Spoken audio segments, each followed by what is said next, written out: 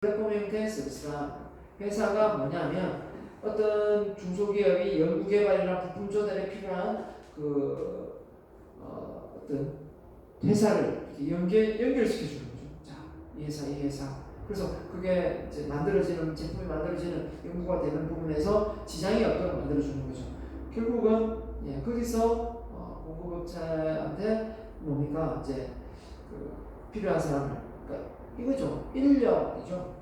인력을 담당하는 경우가 많습니다. 세계시장에 가면 조그마한 봉고차 하나 들고 사람을 막 실어가지고 인력 사무소에서 어디 갑니까? 공장 안에 막 투입시킵니다. 그러고 나서 그 사람이 받은 일당의 얼마입니까? 몇 프로를 본인이 중개 수수료로 먹죠. 왜냐하면 자기가 그 사람 인력을 이쪽으로 파견시키기 때문에 그에 대한 수수료를 먹어요. 그냥 공장으로 바로 가면 자기 순이익이 되겠지만 결국은 그거 알스 업체를 통해서 그 길 가면 수수료를 떼고 간다는 거죠. 저도 아르바이트 대학생 때 일자리가 없어가지고 너가 나를 많이 좀 할 때 그때 제가 한 달에 하루에 4만 원을 벌면 만 원을 떼었어요. 내가 3만 원을 먹는 거고 그쵸? 그럼 바로 가면 그쵸? 4만 원인데 그 길 거쳐가면 만 원을 떼니까 그래서 한 번은 그래가지고 대판 싸움이 아직 있었어요. 제 아는 이제 선배가 있었는데 형이죠. 선배가 말고는 그죠? 그 알선 업체를 통해서 그곳을 갔는데 그 업체가 그죠? 그 업체가 그게 그치지 말고 다이렉트로 와라. 그러면 4만 원 다 네가 가져가는 거 아닌가? 이래가지고 그게 근무하다가 그 파견 업체에 근무하는 사람들이 눈치를 보지 않을 수 없는 상황이 발생한 거죠. 그로서 인해 나중에 정말 그 업체와 폭력적인 어떤 상황까지 일어날 뻔했던 기억이 납니다. 자, 이게 이제 조폭도 아닌 것이 그죠? 그렇게 해도 상관은 없는데 그 사람들은 자기를 통해서 그 회사에 들어갔기 때문에 그게 뭐가 그렇게 계속 유지가 돼야지 왜 우리를 거쳐가지 않고 다이렉트로 갔냐 이렇게 해서 그죠? 그게 위협을 가했던 적이 있었습니다. 아무튼 근데 뭐 그쪽 회사에서 그렇게 연락이 왔기 때문에 어쩔 수 없이 그런 어떤 상황이 됐던 거고요. 아마 그 회사가 뭐 어떤 조항이 있어가지고 이 업체와의 공급을 통해서만 인력을 수급한다 이런 계약이 있었다면 뭐 문제가 되지 않겠지만 그렇지 않고 그렇게 다이렉트로 왔다면 그 회사 입장에서는 그 이득이 본의가 없잖아요. 똑같이 4만 원 나갔을 거고 단지 이거를 인력 사무소에 돈을 많이 주느냐 아니면 일을 한 사람에 오롯이 다 주느냐 이 차이가 있었던 거죠. 아무튼 그때 옆에서 같이 곱살이 있다가 칼 맞아 죽을 뻔했습니다. 자, 아무튼 자발적으로 도움을 주는 조력자 있게 마련이겠죠. 자, 링컨은 그렇게 했고 의뢰받은 과제는 등록된 지역 전문가에게 공개해 후보 회사를 추천받아 최적의 회사를 연결하는 방식입니다. 자, 이 링컨스 회사도 그 지역 내에 잘 나가는 회사를 잘 모른다는 거죠.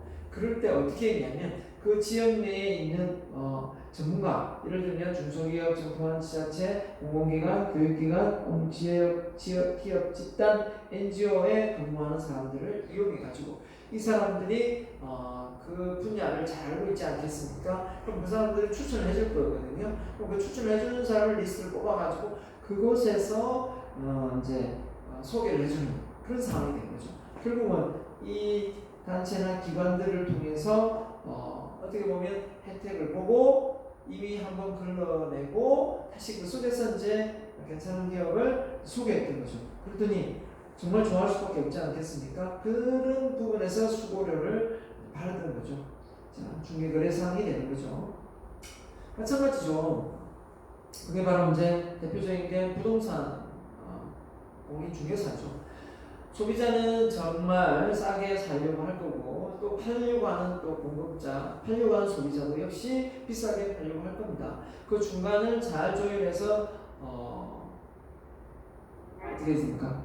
중개를 해야 되는데 너무 한쪽 편만 두고 그렇죠? 판매하는 쪽 편도 소비자한테는 불리하게 한다면 그거는 어떻게 되든 문제가 될 거고요. 또 거꾸로 소비자한테는 정말 저렴하게 해주기 위해서 계속 깎고 또 공급자에게는 또 팔려고 하는 사람들에는 계속 손실을 초래하는 그런 상황이 발생되면 정말 내 걸 가지고 팔고도 정말 기분이 나쁘고 그렇습니다. 그래서 그 중개를 잘 못하면 정말 욕을 많이 먹는 경우를 제가 많이 봤습니다. 저도 그런 경험이 있고요.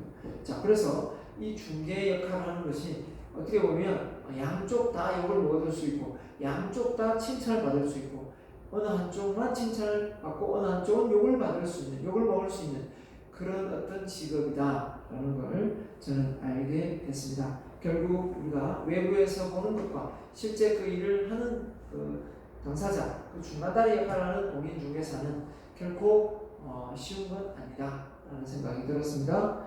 뭐 물건을 사도, 부동산을 사도 소비자는 싸게 사고 있고 공급자는 비싸게 팔고 싶은데 그 절충지점이 뭘까? 그거 보면 그 시세에 맞게끔 공급자는 팔고 싶고 알고 또 뭡니까? 수요자는 그 시세보다 싸게 살려고 하고 그랬을 때 서로가 밀당을 잘 조율해서 서로가 양보 교섭을 하고 그죠? 이렇게 해서 딱 중간에 마진을 딱 해야 되는데 한쪽만 일방적으로 무조건 양보를 하라는 식으로 계속해서 몰아간다면 결국은 소비자만 이득을 보고 공급하는 그 공급자는 결국은 좀 손실을 보고 하는 그런 상황이 발생됩니다. 자, 그래서 이 자발적으로 도움을 주려고 하는 자, 링커스는 기업은 공공 인프라를 통해 조력자를 확보해 신속, 저렴, 신뢰, 신속, 저렴, 신뢰 세 가지 요소로 서비스를 제공하는 벤처 기업으로 성장할 수 있었다라는 이 사람이 머리가 좋네, 그죠? 자, 그 다음입니다. 자, 고대 그리스 철학자 누굽니까? 아르키메데스가 뭐였습니까? 아르키메데스가 뭐였습니까? 고대 그리스 철학자 수학자인 아르키메데스는 충분히 큰 지렛대가 있다면 지구도 들어올 수 있다. 지렛대의 원리입니다. 지렛대의 원리. 자, 지렛대의 원리가 뭔가요? 자, 제조업을 차리려고 합니다. 제조업이 들어가는데 비용이 한 10억이 들어가요. 그러니까 10억을 들고 제조업을 차리려면 엄청 힘들겠죠. 10억 언제 다 모아가지고 차립니까? 그래서 지렛대 원리를 활용하는 게 바로 뭡니까? 은행 문턱이죠. 은행 문턱을 넘어서 우리는 지금 5억을 들고 있는데 여러분이 은행에서 5억을 대출해주면 몇 년 안에 갚겠다. 그래서 내가 우리 이런 제품을 만들어서 금방 갚겠다라는 약속을 하면서 대출을 하게 되죠. 자, 그럴 때 어떻게 되겠습니까? 은행이 지렛대 역할을 하게 되는 거고요. 그 외에 어떤 지인을 통해서 엔젤 투자를 받을 수도 있습니다. 제가 아는 주변에 지인인데 엔젤 투자 말 그대로 건물급인 거죠. 돈이 많은 겁니다. 자, 그 사람들한테 또 자원을 지원받아서 공장을 크게 증축시키고 성장해서 다시 이자와 함께 갚는, 그죠? 네, 그러니까 정확했죠. 몇 프로 수익으로 네, 그렇게 되는 거죠. 그래서 이렇게 지렛대라는 것은 상당히 중요한 것 같습니다. 근데 이 지렛대라는 것 자체를 잘 이용하지 못하는 사람들이 참 많습니다. 그러다 보면 예를 들어볼까요? 자, 아파트가 몇 년 사이에 많이 올랐습니다만은 제가 처음에 아파트를 구입할 때 아파트가 1억이 됐어요.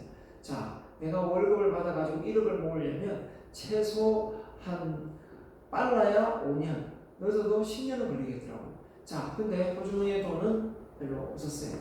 3천도 될까 말까, 3천이 될까 말까 였거든요. 자, 집은 1억 가는데, 그죠? 9억 정도를, 아니야, 6억 정도, 6천만 원 정도를 대출을 해야 되는 상황이 된 거죠. 자, 그럴 때 은행 금리가 지금이야 그 은행 금리가 2%, 3%, 2%대 1%대도 있고요. 그렇지만 그때 당시가 어디냐면 6.8, 6.7 이 정도였어요. 상당히 좀 높죠. 자, 이런 상태에서 대출을 받아서 이 아파트를 잡을 것인가, 아니면 그냥 내가 돈을 벌어 가지고 아파트를 나중에 살 것인가, 정말 기로했었던 기억이 납니다.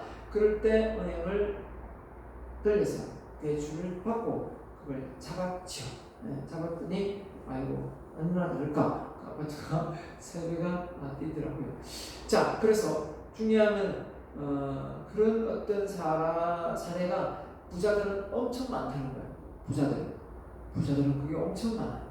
그렇기 때문에 더 큰 부를 누리고 또 그 지렛대 역할을 통해서 또 다음 걸 하고 또 다음 걸 해서 계속 성장한다는 거예요. 그걸 한 번 가지고 있으면 그 집을 담보로 해서 또 대출을 받고, 또 상가를 사면 그 상가를 대출을 통해서 또 상가를 사고, 또 땅을 사면 땅을 담보로 해서 또 다른 땅을 사는, 이런 지렛대 원리를 통해서 성장하는 그런 원리가 있거든요. 자, 그렇다면 그거는 어떤 투자나 이런 부분이고, 자, 우리가 비즈니스 모델에서의 어떤 지렛대의 원리는 바로 뭡니까? 이미 그 기술력을 확보하고 있는 파트너, 또 특허를 확보한 파트너를 찾아서 같이 협업을 하면 이미 그죠? 기술력이 거기 다 있기 때문에 공유하면 뭡니까? 지렛대의 원리를 이용하면 똑같습니다. 그래서 다시 정리하면, 그렇지와 공생하라, 경쟁자와 협업하라, 조력자를 확보하라, 이렇게 되어 있습니다. 자, 그래서 비용 구조입니다. 고정비. 자, 이제 다음 내용 넘어가겠습니다. 지금까지는 뭐였습니까? 자, 핵심 파트너에 대한 부분을 정리했고요. 자, 이제는 비용 구조입니다.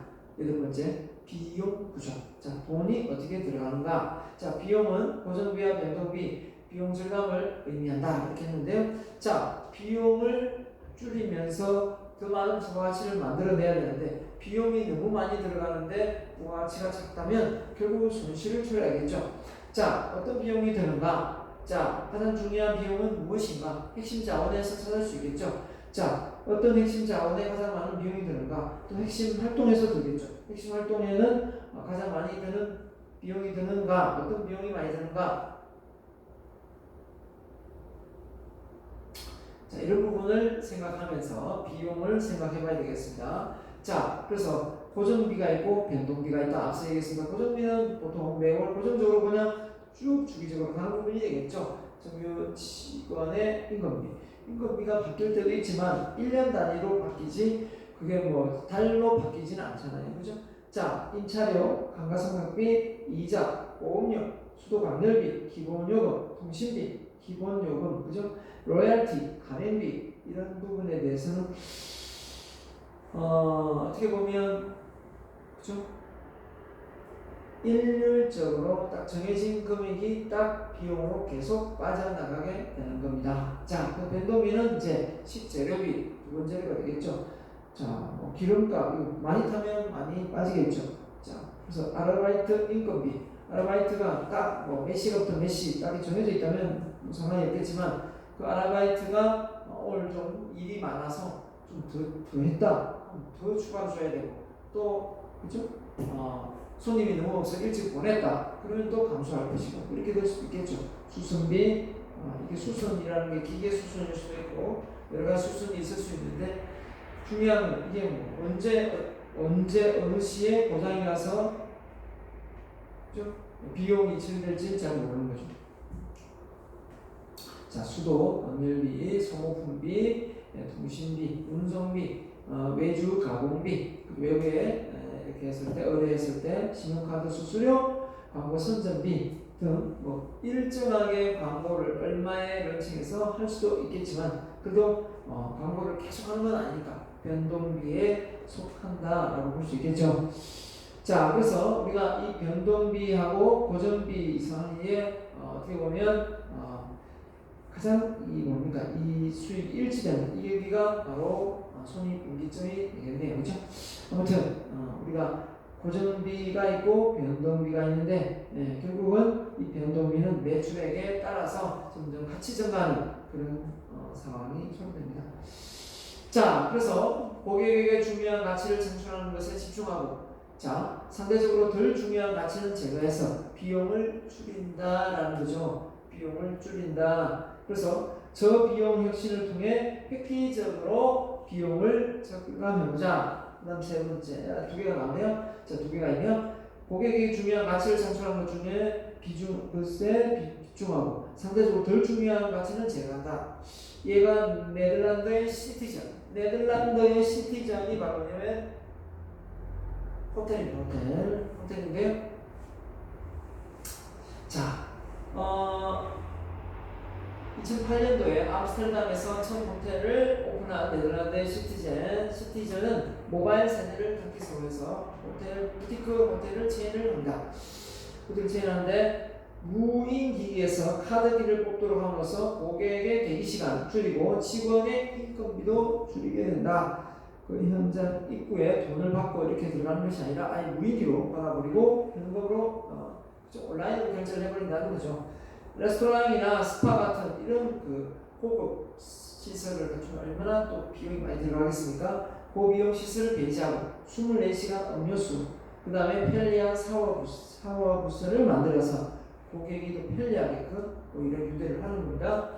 자, 그 다음에 표준화된 객실을 사전에 공자에게 모듈식으로 제작해 설치함으로써 건설 및 유지 비용을 획기적으로 절감할 수 있다. 자, 표준화된 객실을 사전에 공장에서 모듈식으로 제작해 설치함으로써 그렇죠?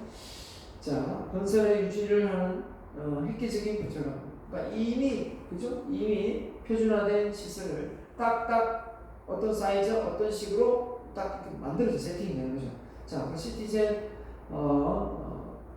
보면 아까 말한 대로 이제 이런 그 스탠드를 놓고 주변에서 앉아서 차도 마실 수 있는 공간, 침대는 침대만 쓸 수 있는 공간 이렇게 만들어 가지고 분리해서 좀 더 소비자가 딱 들어갔을 때 고객이 들어갔을 때 뭡니까 안락한 분위기가 연출되면서 잠을 잠대로 잘 자고 또 차를 마실 수 있는 공간이 있음으로 해서 또 거기서 뭡니까 또 소통도 할 수 있는 그런 구조죠.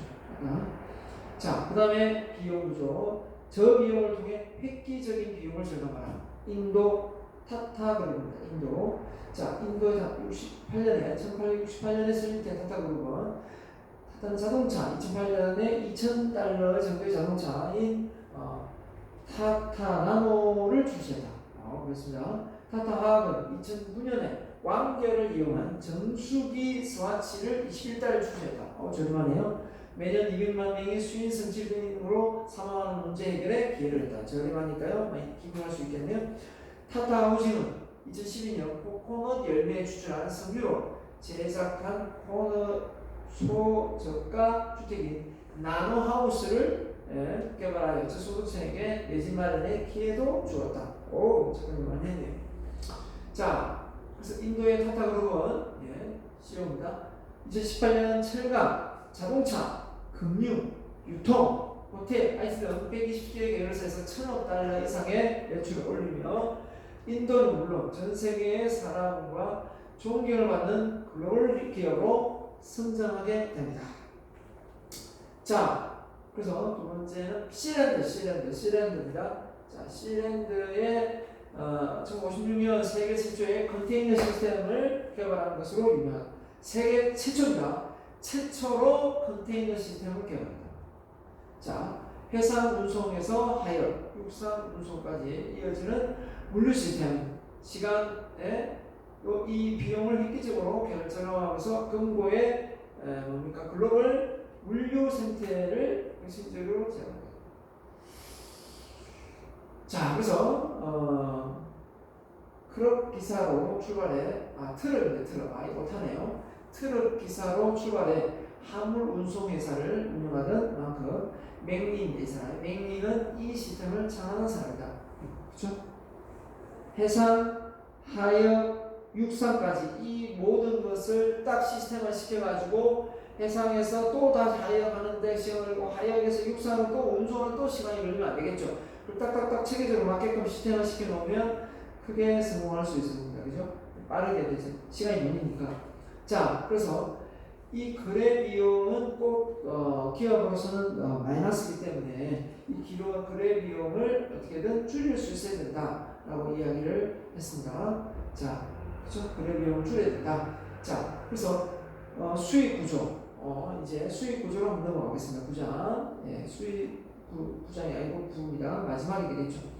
자, 그러면 고객을 세분화시키고 그 고객의 가치를 제안해서 유통을 통해서 핵심 파트너와 핵심 자원을 통해서 제품을 만들어서 이제 수익을 내는 부분이 되겠는데요. 그 세컨드부터 창출하는 수익의 유형과 규모, 가격 책정을 의미한다. 자, 이렇게 놓고 볼 때 봅니다. 고객은 어떤 가치를 위해 돈을 지불하는가? 자, 이런 부분을 받고 고객 누구에게나 돈을 받을 것인가? 그렇죠? 그 다음에 고객은 어떻게 돈을 지불할 것인가? 고객은 어떠한 지불 방식을 선호하는가? 이런 부분 카드인지 현금 지불이죠. 자, 잘박 수익 흐름은 총수익에 얼마나 기여하는가? 그죠?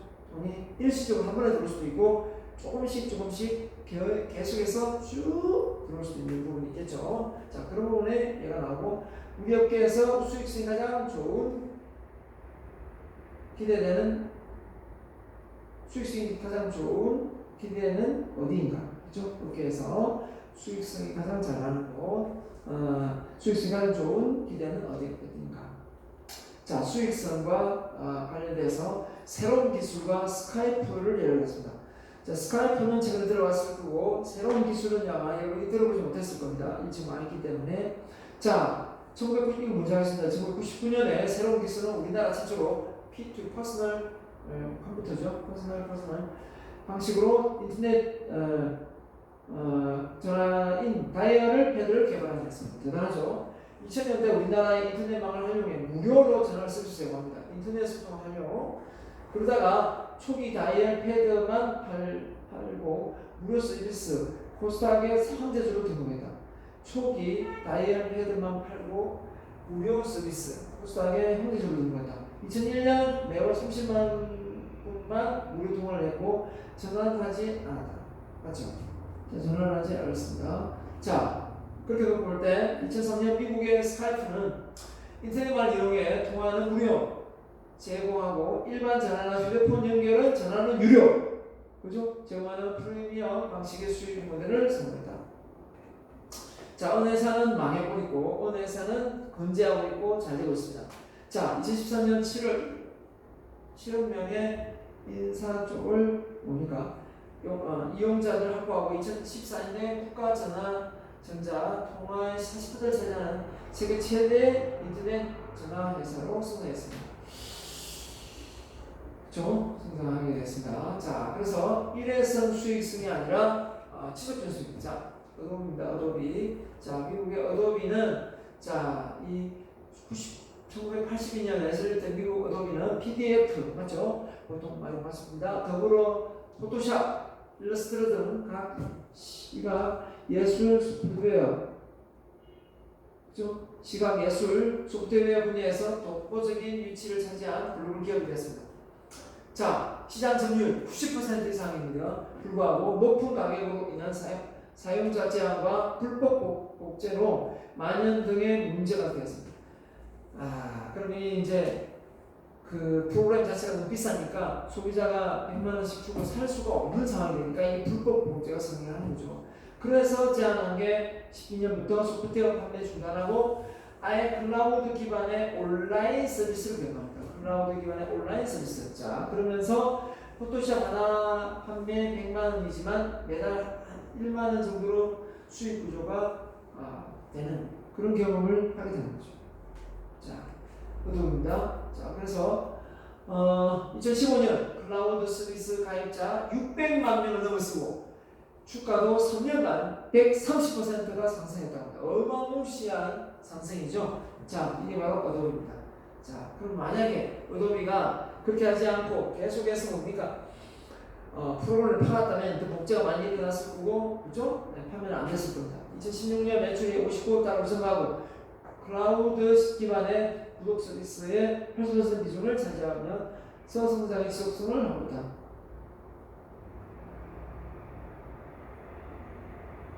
자, 그 다음에 네덜란드의 축산회사 라르켄스입니다. 라르켄스. 자, 라르켄스는 뭘 했냐면 제품이나 서비스를 제공하기 위해서 미리 수익 흐름을 창출해 안정적인 경영에 도움했다. 자, 뭐냐면 자, 볼까요? 자, 바르켄스는 특별한 대지라는 의미를 가진 네덜란드의 축산회사입니다. 바르켄스. 자, 어떻게 했냐? 크라우드 펀딩 방식으로 조달한 자금으로 대지를 생산해 투자자에게 돈 유가공품을 보상을 했다고 합니다. 이야, 그죠? 어떤 사람들, 강원도에 땅을 샀는데 거기서 다른 사람이 경작하고 매년 쌀이 내려온다 이런 얘기 들어본 적이 있습니다. 자, 아무튼 펀딩 그런 개념은 아니었고요. 자, 바르켄스는 페이스북, 트위터, 블로그 등을 통해 축산, 경영에 관한 다양한 정보를 오픈해서 공개한다는 거죠. 자, 신뢰가 간단합니다. 독일의 에네르콘입니다. 독일의 풍차이라고요.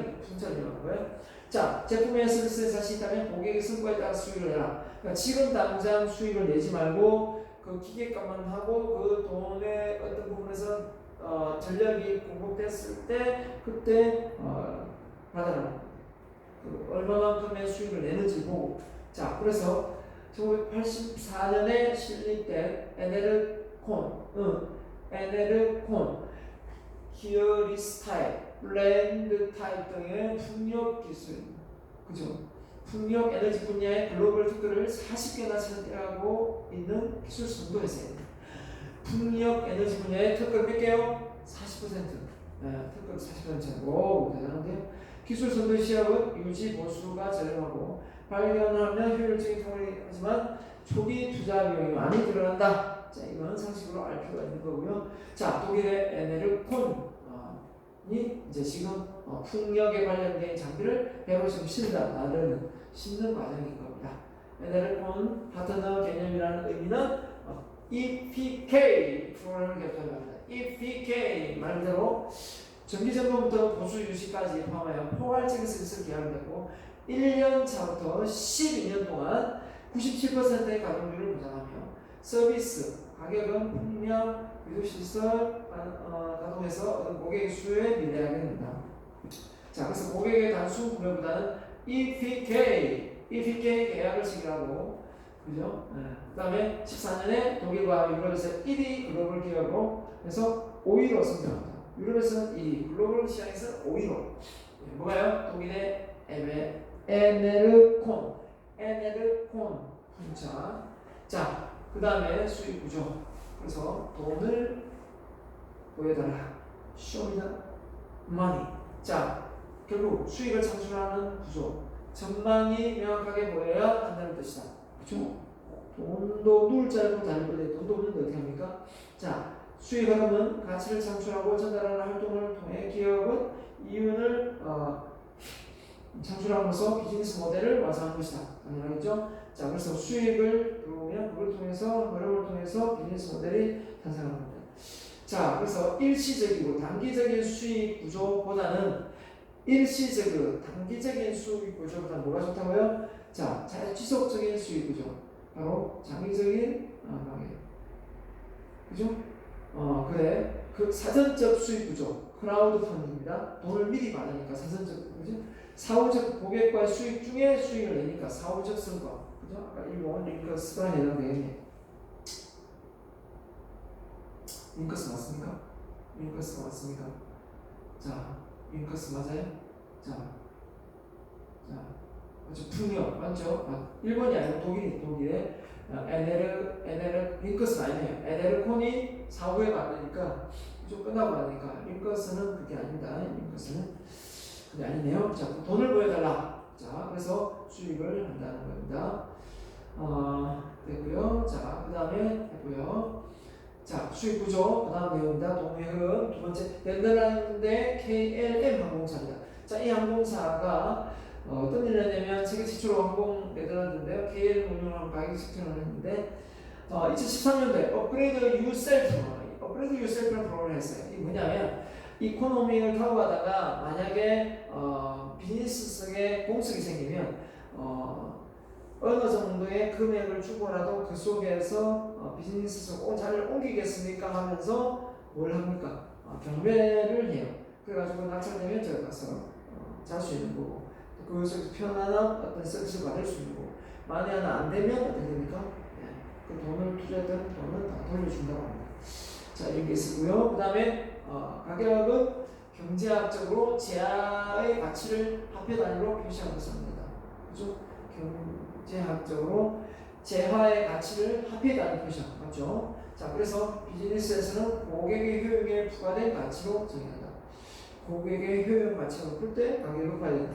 가격은 구매자에게 비용되지만 판매자에게는 수익이 비즈니스 모델을 완성하시는 게 중요하다. 가격은 구매자에게 비용이 되겠지만 판매자에게는 수익이 비즈니스 모델을 한다. 자, 내가 이걸 얻는 제품을 내가 이렇게 판매해서 수익을 낸다는 거죠. 자, 그 수익 구조. 미국의 샤콕입니다. 샤콕. 자, 샤콕은 62년에 설립된 미국 샤콕 의류, 아동용품, 가정용품 등에 판매하는 유통체인 업체입니다. 자, 2000년에 남은 재고를 헐값에 판매한다는 개념으로 그것은 시작한 따라 가격을 단계적으로 책정한 방식을 가집니다. 그 다음에 단계별 가격 설정. 단기간에 매출 14% 상승치고 2016년대 미국의 20개에서 300개 정도를 운영하는 대기업으로 성장하게 됩니다. 자, 그 다음에 영국의 록펠러 라디오 밴드입니다. 록펠러 라디오 밴드고요. 자, 영국의 록펠러 라디오 밴드는 In Rain House는 신곡의 음원을 홈페이지에 통해서 판매를 하고 홈페이지에 있는 그 고객들한테 사전에 홍보를 해서 가격을 이렇게 알아봅니다. 자, 그 다음에 블록버스터하고 넷플릭스입니다. 자, 이 회사의 수익 구조를 한번 볼까요? 원래 비디오 대여점입니다. 똑같이 비디오 대여점인데 블록버스터는 어떻게 했느냐? 블록버스터는 어떻게 해서 망했느냐? 넷플릭스는 어떻게 해서 지금까지 존재하고 수익을 엄청나게 내는 기업으로 성장했느냐? 놓고 보면 자, 블록버스터는 어떻습니까? 처음에 85년 됐을 때 미국의 블록버스터 2000년대 초반에 25개국에서 9,000개의 점포 네트워크를 가진 세계 최대의 비디오 대여점이었습니다. 그런데 대여료와 연체를 받는 방식으로 요금을 정산했고 2010년에는 법정 관리가 들어갔고 2011년에는 매각, 2013년에는 폐업을 선언했습니다. 자, 한마디로 연체료와 대여료를 받는 방식으로 했기 때문에 그런 것 같습니다. 근데 넷플릭스는 97년에 창업을 미국의 넷플릭스는 비디오를 무편으로 배송하고 반납하게 하면서 오늘은 월정 회비 방식으로 하고 대여 기간에 제한을 주셨습니다. 그 대신 비디오를 빨리 반납하면 더 많은 비디오를 자, 이게 이제 소비자를 이제 어떻게 보면 질타를 하느냐, 그죠? 연체를 안 하면 몇 배로 물립니다 이렇게 하든지 아니면 빨리 비디오를 반납을 하면 하나 더 주겠습니다, 할인해 주겠습니다 이렇게 되겠죠.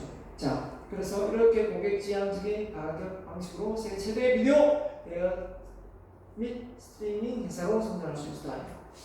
자, 그래서 이런 관점에서 볼 때 고객 관점에서 가격을 결정하라. 그래서 고객의 관점에서 가격을 결정해야지 만약에 시장이 올리를 하면 안 된다. 가격의 책정에 대한 수십 가지의 관점을 제시한다. 자, 그래서 원가의 이윤을 부과하는 가격이 아니라 원래는 원가의 이윤 부과 원래 가격이죠. 이걸 더 넣었으냐? 고객의 효용, 고객이 스스로 가격을 결정할 수 있고 별이 아닌 상을 주는 방식으로 가격을 결정하자라는 겁니다. 그렇죠? 가격을 결정하자. 고객한테 물어보기도 하고 스스로 가격을 정하고 고객 호응을 보기도 하고 별이 아닌 상을 주는 방식으로 고객을 읽어보자. 그래서 고객 만족, 고객 수익, 그죠? 수익 흐름도 좋아질 것이다. 그 다음에 끝으로 웅진고행입니다. 웅진고행. 자, 웅진고행은 정수기 1989년에 설립된 웅진고행은 정수기 방문 판매했습니다. 방문을 해가지고 왜 비싼 정수기를 팔려고 하니까 잘 팔립니까? 안 팔립니까? 경기가 딱 터졌습니다. IMF가 터진 거죠. 97년에 외환위기 IMF가 터지는 바람에 더한 삽니다. 그랬을 때 가전제품으로 렌탈 방식을 바꾸게 됩니다. 아예 이제 뭔가 빌려주고 정리로 받는 거죠. 10만원 보증금에 월 2, 3만원씩 렌탈을 받으면서 목돈을 내고 정수기 사는 거에 비해 소비자는, 그죠? 소비자입니다. 예, 소비자는 부담을 완화시킬 수 있다. 그죠? 자, 그래서 우리가 방문해서 2, 3개월마다 고객의 집을 방문해 정기적금, 수질검사, 필드 교체 서비스를 제공하고 있습니다. 자, 그래서 1998년에 30억 달러를 달성했고요. 그 다음에 이제는 정수기뿐만 아니라 공기, 청정기부터 시작해서 인공지능, 그죠?